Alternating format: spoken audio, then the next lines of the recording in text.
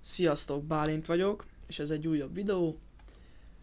Ebben a videóban meg szeretnék nektek mutatni egy olyan programot, amivel iPhone-ra tudunk filmeket feltölteni, konvertálni. Nagyon egyszerű a használata, és könnyen elérhető ez a program.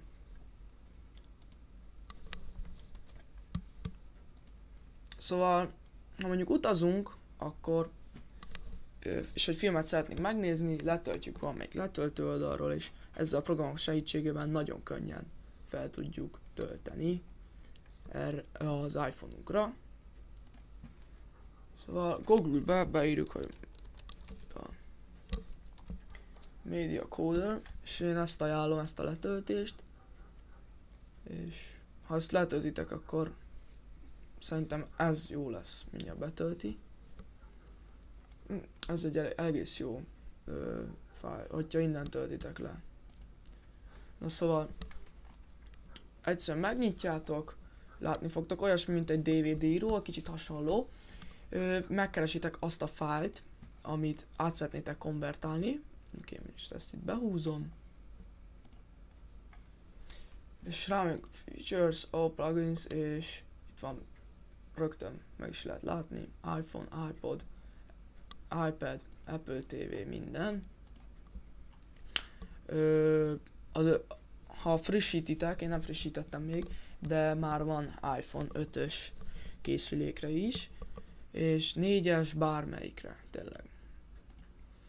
Ezek a beállítások szerintem nagyon jók, és akkor egyszerűen itt fölül beállítjátok, hogy hova szeretnétek kimásolni ezt az új fájlt, és rámetek itt egyszerűen Start.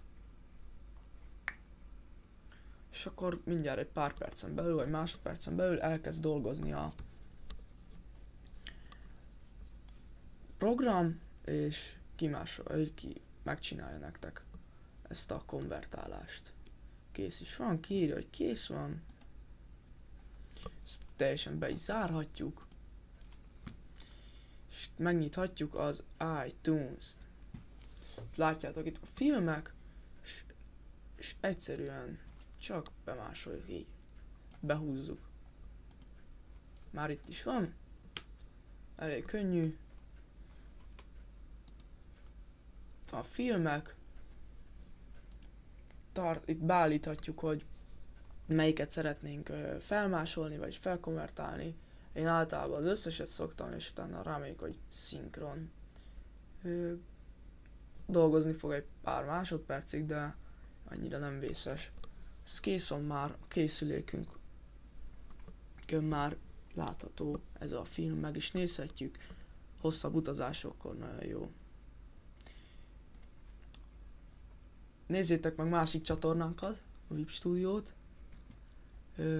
Iratkozzatok föl, és stb. Sziasztok!